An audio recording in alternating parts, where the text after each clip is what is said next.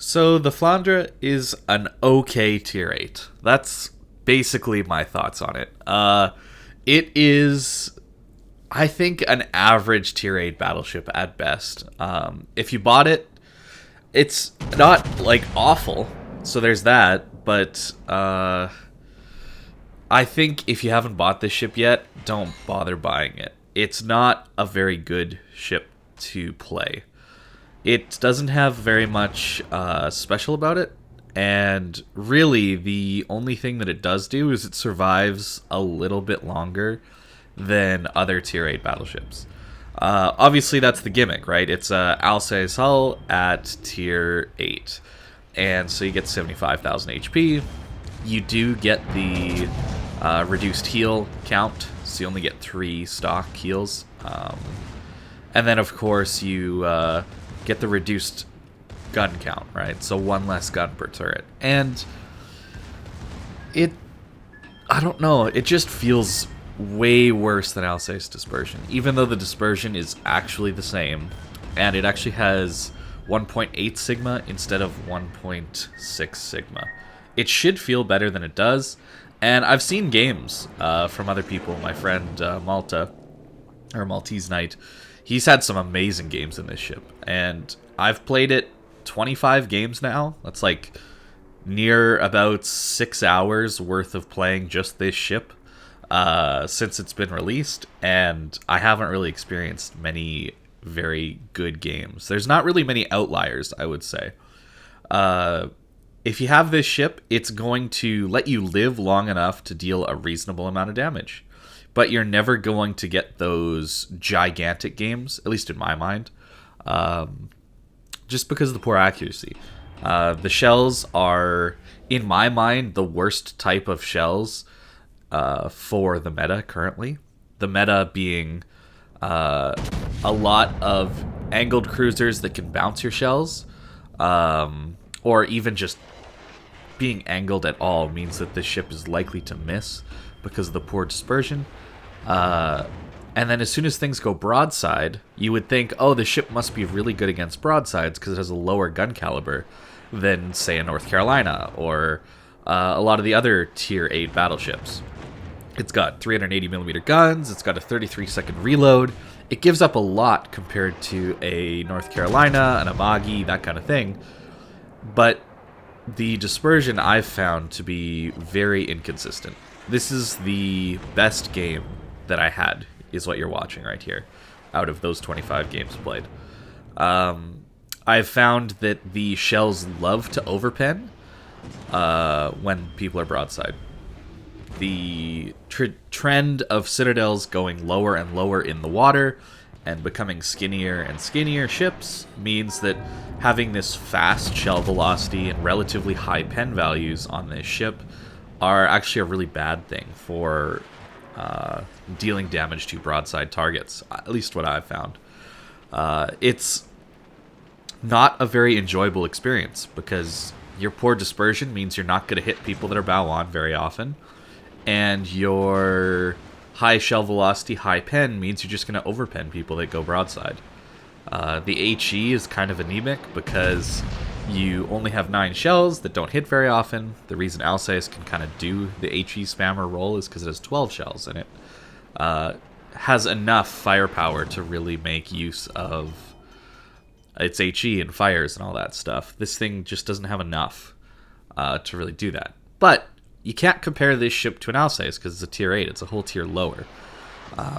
But even comparing it to its tier 8 counterparts, there are very rarely times where I would rather have this ship over any other battleship. If you're thinking about getting a tier 8 battleship, just go buy a Lenin. Before it leaves, just go buy a Lenin, and you'll be way, way, way happier with your purchase. I think this ship isn't bad. You can do well in it. Just for me personally, I haven't really done all that well in it. I think I'm averaging around 108,000 damage, which is, seemingly a lot for a tier 8, but you got to consider my Massachusetts average is in the 120, 125,000 range. Lenin, I'm averaging 130,000 damage, so this is on the lower side compared to those good tier 8s in my mind. But yeah, it's this speed and this HP pool that's really going to help you. And I thought that with the high speed that this ship gets, I'm going to be able to flank the enemy team, I'm going to get all these broadsides, and I'm going to get a lot of damage. That's what I thought this ship would be. But the dispersion really just lets it down, in my mind. There's really not a lot else to say other than it's got really wonky dispersion. And this game, it was working a little bit against these against a Neptune, which has one of the largest citadels in the game. But you'll see later on what I mean. It's really not that amazing against most ships. This Mogami is able to bounce my shells even. I want to talk quickly about the armor. I've seen some people say that it's better than Alsace armor because it has a 50mm torpedo belt. When in reality, that's really not going to do much, because if you penned the 32mm belt that's on the Alsace, you're just going to have to go through the actual belt armor, which is around 350mm, and you're going to get a shatter or a bounce on that anyway, so it'll look like a torpedo protection hit ribbon instead of just a normal shatter on the 50mm belt. So it's really not that big of a buff at all. Doesn't really change much on the armor side of things. And then, of course, the issue with this ship is that it's advertised as having good AA. And I've found this AA to be really, really, really bad. It relies on RNG, just like I think the rest of the ship. It's an RNG-heavy ship. You get 10 flak bubbles, or bursts, which is good, right? That sounds amazing. But they spawn often in the wrong places to hit planes. Their accuracy is really bad. And that results in you doing very little damage to airplanes because your continuous damage is so low. You really do rely on RNG to shoot down planes, more so than other ships do. And that's really frustrating because one time you're going to hit the planes with your flak burst and you're going to shoot down the entire squad. And then the next 10 times you're going to do basically nothing to the planes, and they're going to get multiple drops off on you.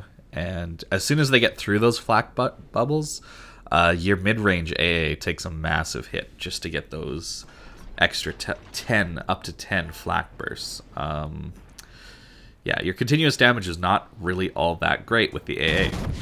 I think the biggest issue is that, AA is not that useful in general, but this one is advertised as being pretty decent, and it really just isn't. So I wouldn't expect going into this ship thinking you're going to have all that amazing anti-aircraft.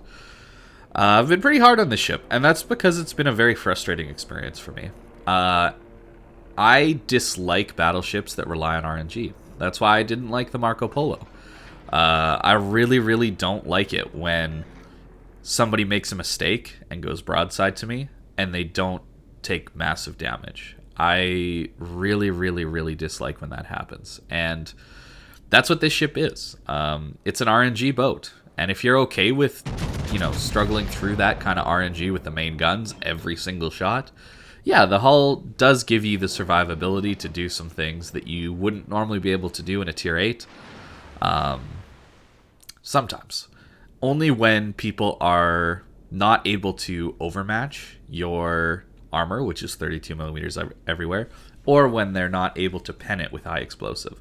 If they're penning it with high explosive or overmatching this armor, you are one of the weaker tier 8 battleships, because ships like Lenin all of a sudden start to become way more tanky, even though they have over 10,000 less HP than you do.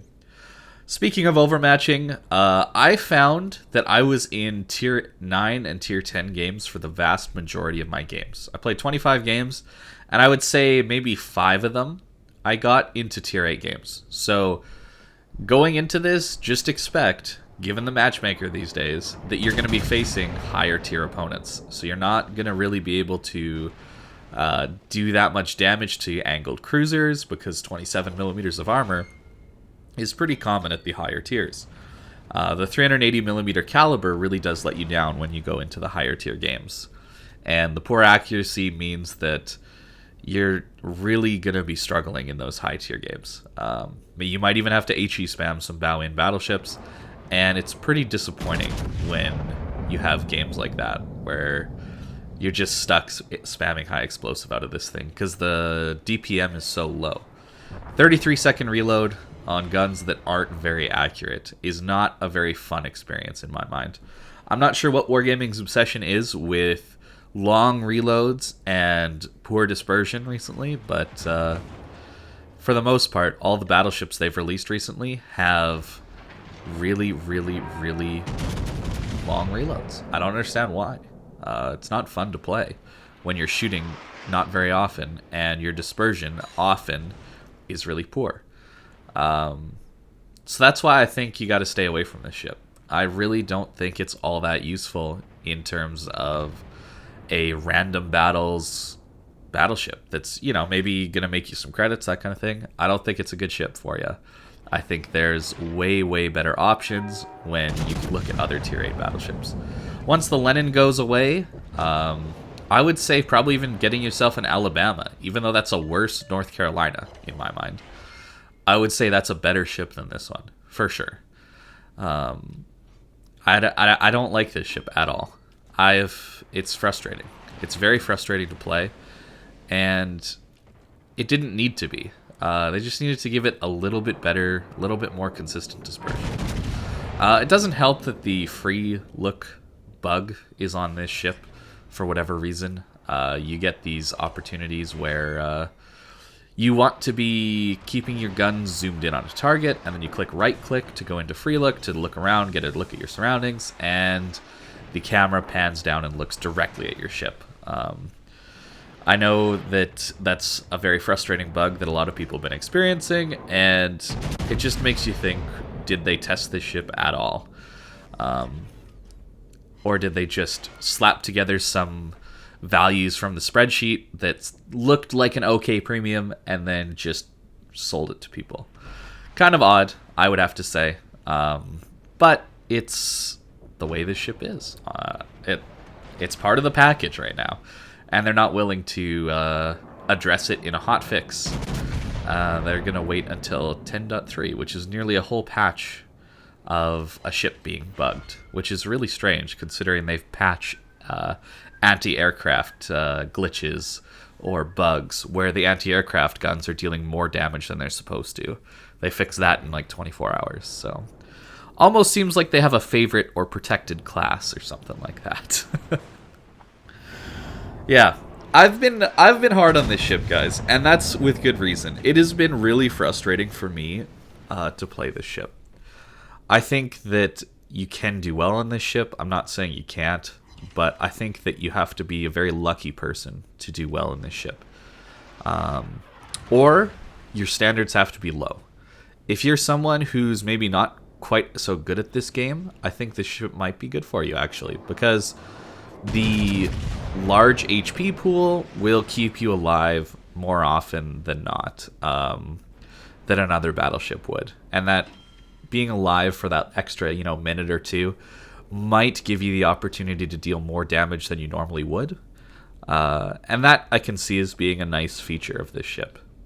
If you're someone who dies a lot in their battleships and maybe mispositions a little bit too much, the speed and the HP pool can get you out of bad situations relatively quickly.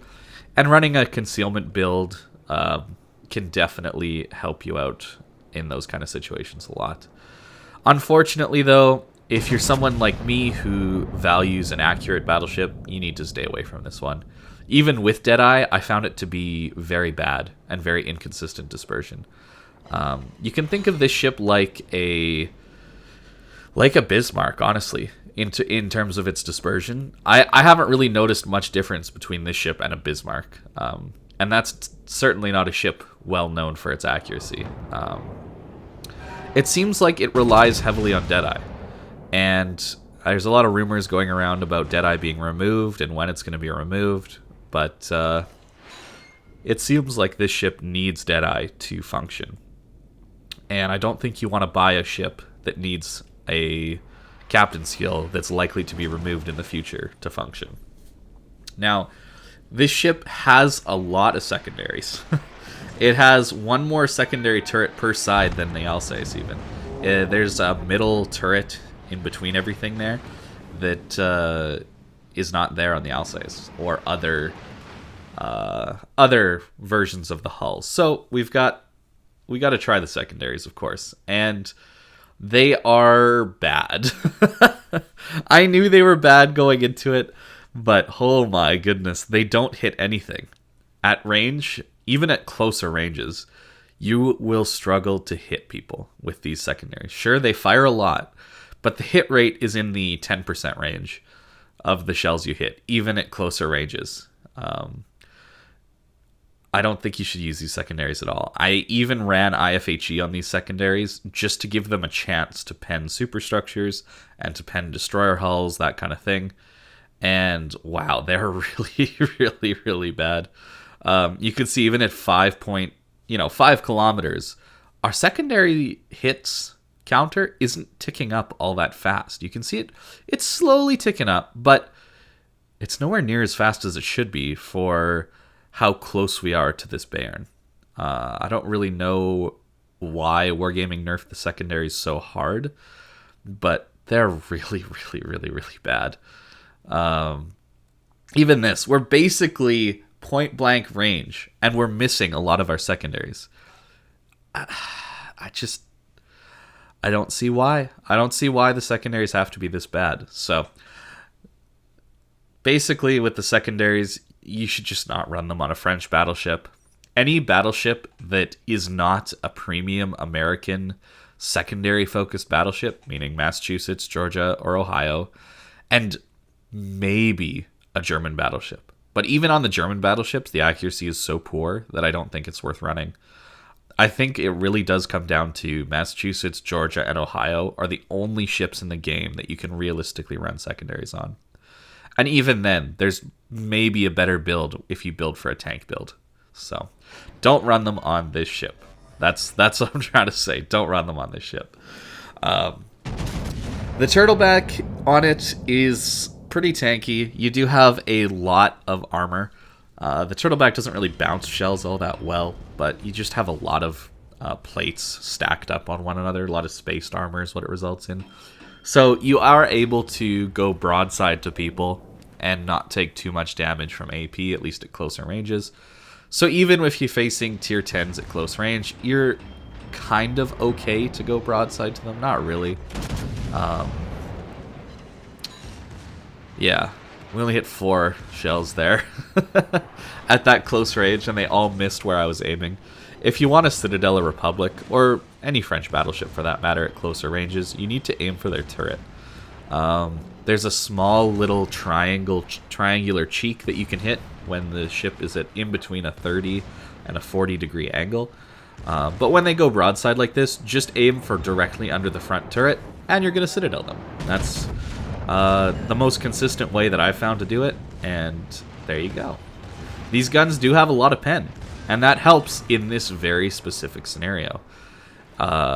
These guns could be good, I think, if they had slightly better dispersion at longer ranges, to the point where I would even recommend this ship if it had slightly better dispersion. Honestly, if it was a little bit more consistent, I would recommend this ship, because it does have a lot of things that are fun about it. The speed is fun.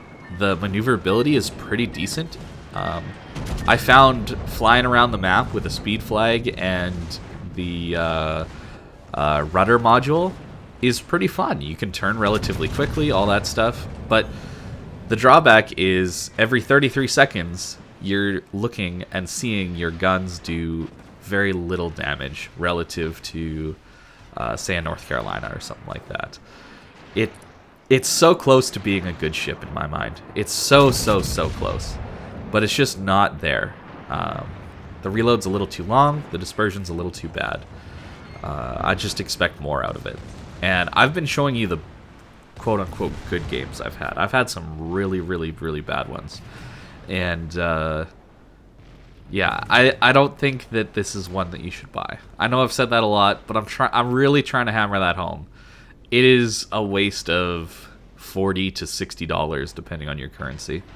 In my mind, it's really, really bad.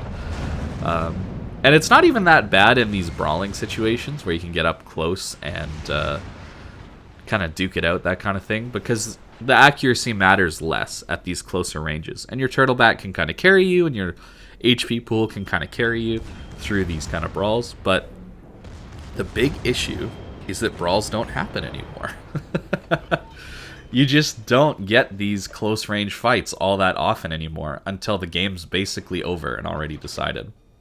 And even then, once the game's over and decided, it's very rare to see an Iowa pushing into a cap once their team has lost. Usually that Iowa is back where their Gneisenau is and is kiting off the map, trying to farm as much damage as they can before the game ends. People don't push these days. I'm sure you've noticed that. And so these few last couple clips that I have show the potential, I think, that this ship has in close range kind of brawling fights with its high pen, poor accuracy, but accuracy doesn't matter as much at these ranges. It's close. It's so close to being a good ship. I mean, that's why I think it's an average battleship. It's frustrating to play at long ranges, but when you do get into these closer range brawling situations, you can see the Iowa can't Citadel me, at least where he was shooting. If he knew where to shoot, he probably could have Citadeled me, and we're fast enough to get around to his side and get some really, really nice damage on him. It's fun to do these kind of things, these brawls and that kind of thing. They just don't happen very much anymore because you're not incentivized to push in like that. It's fun though. But I think a lot of other battleships could have done that as well. So that's kind of the main issue with this thing. If you're okay with kind of wonky guns that don't cooperate with you, the rest of the ship is pretty nice. The hull is nice. The turret traverse is nice. It's got decent concealment for a tier 8. Speed's nice. I just can't recommend it because the thing you're going to be doing all the time is going to be shooting your main guns. And your main guns are a disappointment 99% of the time. Even if you get decent dispersion, the damage seems to be a lot less than it should be. You can see there, we hit 8 out of 9 shells and we got 10,000 damage on that Gneisenau. It just feels like it needs to do a bit more damage. But yeah, I averaged 108,000 damage in this ship over 25 games. I had a decent win rate in it too, I think around 65-70%, somewhere in there. But I've shown you games where I averaged well above, or where I got well above 108,000 damage. So I'm trying to show you the good sides of this ship because I knew that my commentary on it would be pretty negative. So the captain builds I've been running on this ship are pretty standard, I think. You do want to switch to HE every once in a while. You want your guns to turn faster because waiting for the guns to turn on top of waiting for your reload is not a good time in this thing. Adrenaline rush, pretty standard, I think. I think you have to take fire prevention, even though you only have 3 heals. Because of the high HP pool, fires tick for more damage, and that's a bad thing. Concealment Deadeye, because you have to put Concealment Deadeye on every battleship, especially this one, to even make the dispersion remotely okay at long range. Emergency Repair Expert is definitely an option, but I couldn't fit it into the build. And yeah, that's kind of the captain. And then, of course, pretty standard upgrades. I think steering gears is a fun option. Because you can get your maneuverability down to, I think it's like a 12-second rudder shift or something like that. Which is pretty fun to use, actually. It feels more like a big cruiser than when you're going full speed. Kind of dodging shells, that kind of thing. It could be that's why I say this ship could be good. If it had better dispersion, it could be a really fun, high-speed, long-range, kind of juking battleship with its rudder shift, that kind of thing. And if it had... Like, if brawls happen more often, it could be a fun pushing ship where you push in and brawl it out if your secondaries were better and if people actually pushed in this game anymore. But that's not the case. That's not the case. And this ship is just okay, in my mind. And I think that you probably should pass on it. I don't think it's worth your money. So, thank you guys for watching, and I hope you have a great day.